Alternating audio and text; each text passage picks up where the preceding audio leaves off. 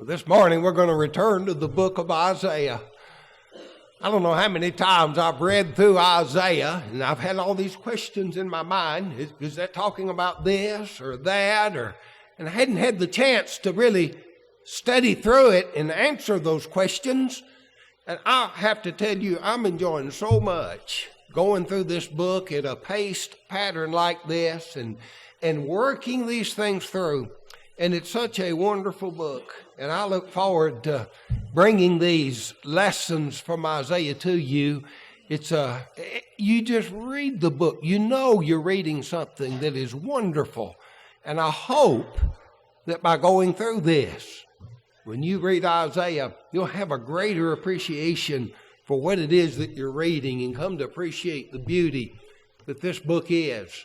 I've titled the lesson today, Fear Not, I will help thee. That's what the Lord told Israel. I may get a little out of order here in the lesson, but here's what's happening. Isaiah is looking to the future. He knows, he has heard from God, and he knows what's going to happen to Israel. In 100 years, that nation is going to be carried away into captivity. It's going to scare them. They're going to think they're forgotten. They're going to feel as helpless as they can be. But God's sending this message before them through this prophet. They'll read from Isaiah's scroll and they'll read these words, Fear not, I'm going to help you. And then Isaiah is saying not just 100 years, but 170 years ahead. Not just to their captivity, but also to the deliverance of these people. And Isaiah, through God, you see, the prophets in the old time were called seers. They could see these things. And God is showing Isaiah what God knows is going to happen in the future. I tell you, those idols couldn't do it. Ask an idol. Ask them. Go make yourself an idol and set him up. Make sure you nail him in place so he doesn't fall over. Ask him, what's going to happen? And nothing. Nothing. They don't know.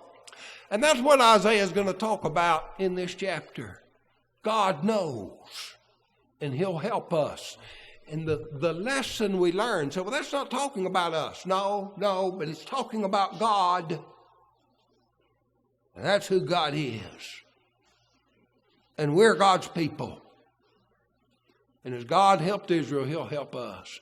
There's so great comfort to be received from these words. Now here's where there's this word tharsei, or tharseo, I think is the way it's pronounced here, but it's a word Jesus would use sometime.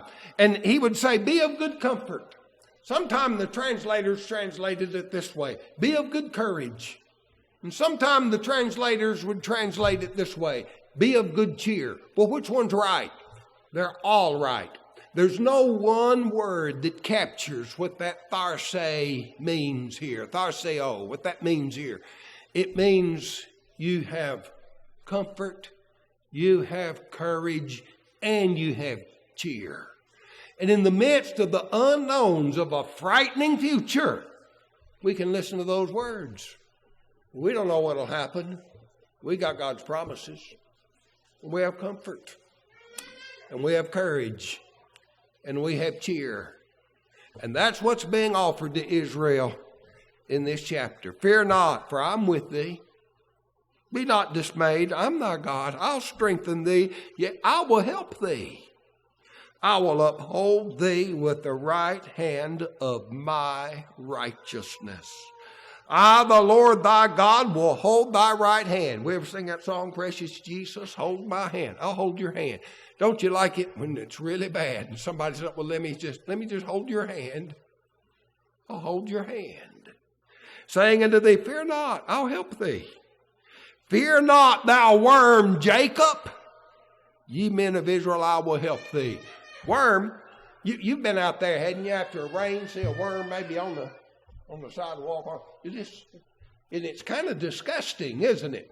This is not talking about something that's disgusting.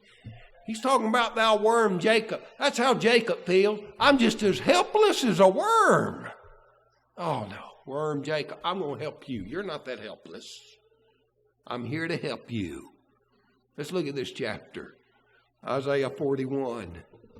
It begins, keep silence before me, O islands. Islands? What are we talking about?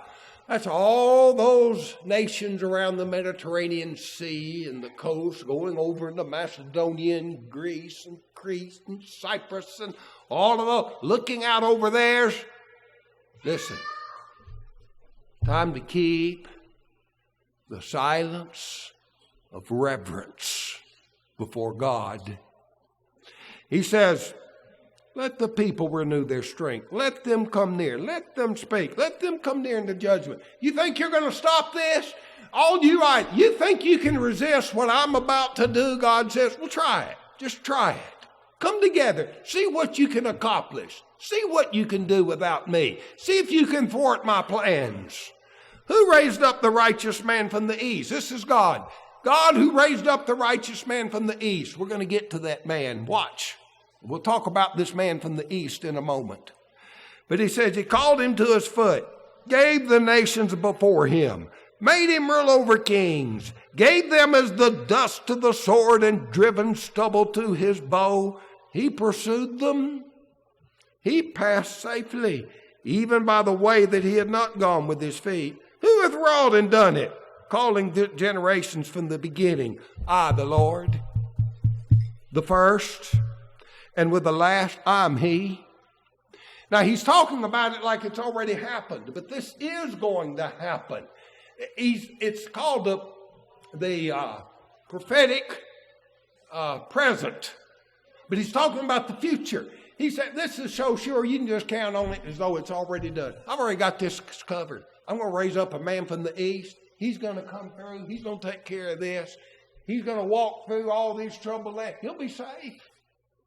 He's not going to be disturbed by that. Now, who's going to do that? I'm going to do it. I'm going to do it, you islands. You can't band together against that and stop that, because I'm going to do this. Here's what he says. The isles saw it and feared. They saw what was coming. They said, we're not going to let it happen. That's what they're thinking. We're not going to let this happen. The ends of the earth were afraid, drew near and came. They helped each one his neighbor and every one his brother. Said, be of good courage. Said, no, we're going to help each other out here. Let's be strong. We can resist this. And what are they going to do? The carpenter encouraged the goldsmith, and he that smootheth it with the hammer, him that smote the anvil, saying, it's ready for the soldering. And he fastened it with nails that it won't be moved. They're going to make them an idol. We got this. We got this. We're going to make us an idol. But this will help us. Look, make sure you nail it down. You don't want him to topple over. But thou, Israel. See, Israel's not like this. Israel, listen. You're my servant. Jacob, whom I've chosen, the seed of Abraham, my friend. God made promises to Abraham. Abraham trusted and obeyed. 3 times Abraham is called in the Bible the friend of God. And it's because he trusted God and he did what God said. It's like Jesus said, you're my friends if you do whatsoever I command you. And Abraham was my friend, and I promised him these things about his children. I'm going to keep that promise. Thou whom I've taken from the ends of the earth, and called thee from the chief men thereof, and said unto them, thou art my servant. I've chosen thee. I haven't cast thee away. That's why we call Israel God's chosen people. I've chosen you. Yes, you're in captivity now, but I hadn't thrown you out. I hadn't cast you away. And so fear thou not. I am with thee. Be not dismayed. I am thy God. I will strengthen thee. Yea, I will help thee. I will hold thee with the hand of my righteousness. Behold, all they that were increased against thee shall be ashamed and confounded. Israel had a lot of enemies. You read about them, don't you? The Philistines and the Edomites and the Moabites and the Syrians and all the nations. I know about them. And they're going to be ashamed and confounded. They're the ones that are going to suffer.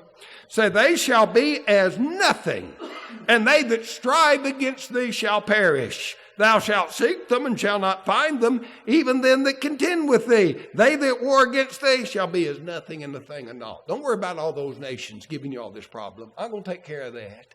They won't amount to anything. You're my servant. You're the one I'm going to save and preserve through this. For I, the Lord thy God, will hold thy right hand, saying unto thee, fear not, I will help thee. Fear not, thou worm Jacob, and ye men of Israel. I will help thee, saith the Lord, and thy Redeemer, and the Holy One of Israel. Here's what I'm going to do to you. I'll make you a sharp threshing instrument having teeth. Ask Mike Bolden about that.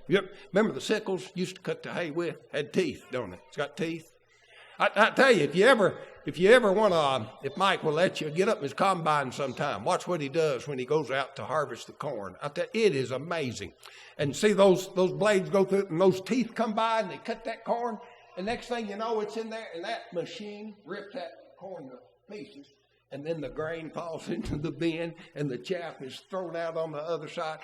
Mike, you might want to take this scripture and type it out and put it up in your combine, because this is what you're doing here.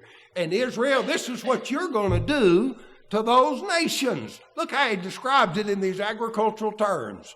See all these nations? Thou shalt thresh the mountains and beat them small and make the hill as chaff. Thou shalt fan them, and the wind shall carry them away, and the whirlwind shall scatter them. And thou shalt rejoice in the Lord, and shall glory in the Holy One of Israel. You just going to go through that, like my daddy would say, just mow them down. And all these nations are going to be nothing. They're scattered.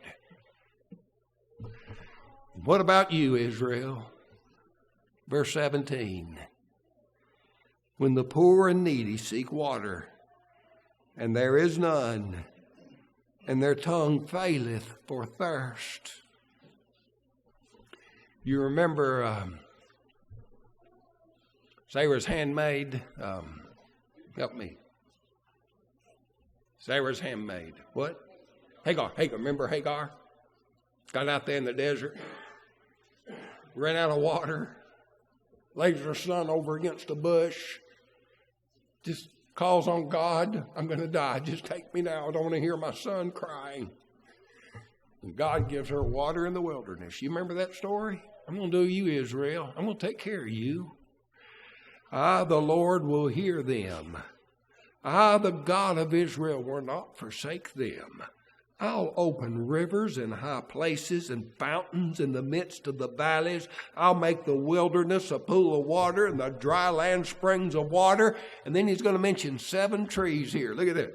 I will plant in the wilderness the cedar and the shitna tree and the myrtle and the oil tree. I'll set in the desert the fir tree and the pine and the box tree together. I mean, he's going to make this wilderness a beautiful place, with all these 7 trees growing here, in that where there was no water.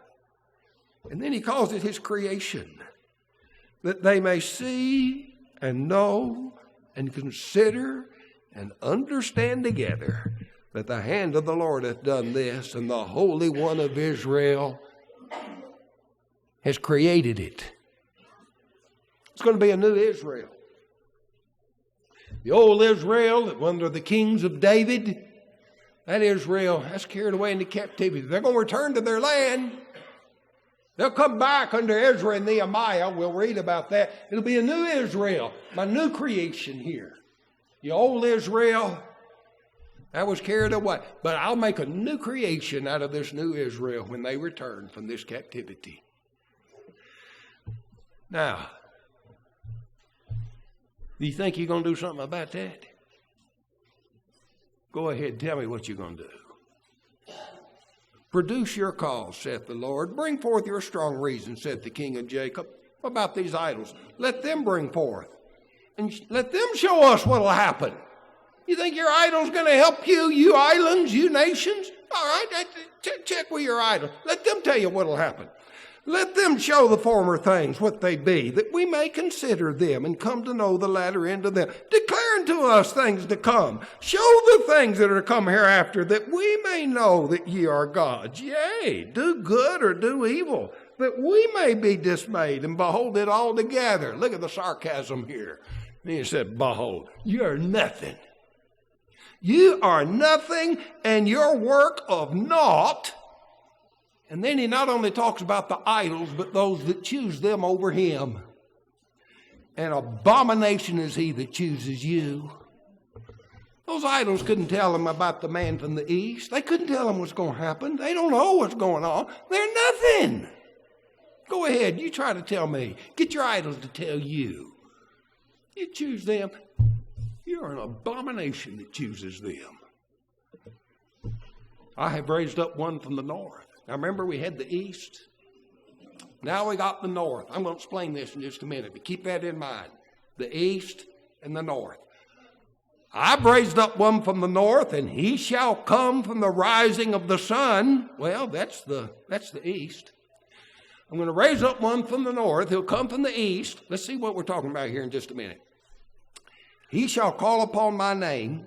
He shall come upon the princes as upon mortar, and the potter that treadeth clay, who hath declared from the beginning that we may know, and before time that we may say it. He is righteous. Yea, there's none that showeth. Yea, there's none that declareth. Yea, there's none that heareth your words. I'm doing this. He'll come from the north. He'll come from the east. You watch what I'm going to do. Can you tell me about it? You can't. You don't know about it. You won't know. But here's what I'm going to tell Zion. The first shall say to Zion, behold, behold them, and I will give Jerusalem one that bringeth good tidings. So here's what's going to happen. Those left in Jerusalem, they're going to hear. They're coming back. They're coming back from the captivity. They're going to rebuild the walls. They're going to rebuild the temple.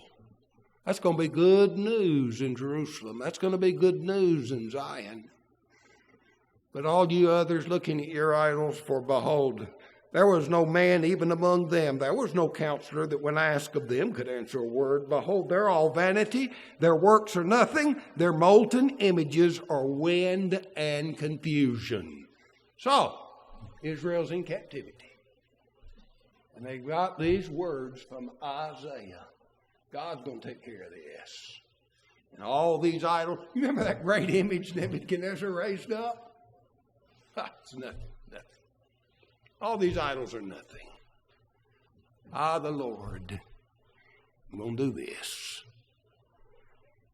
I'm going to help you. Okay, what are we talking about now? How does this play out? Well, if this chapter was in isolation, we would be a little more lost, but there's a larger context, and it's going to become clearer as we go through the book of Isaiah seeing this. But look at those arrows. This is the Persian Empire, colored in the orange up there. Look how far it stretches from Egypt and Macedonia all the way into India. There will never have been on this world. Now, Roman was a stronger empire, but it didn't even cover the expanse that this Persian empire would come. And King Cyrus would come and overthrow the captives, overthrow those that had taken Israel captive. He would overthrow Babylon. And he would give them the good news. You can go home now. I'm king. And I'm going to make sure you can go home. And the nations about you, they're not going to stop it. I'm going to stop them.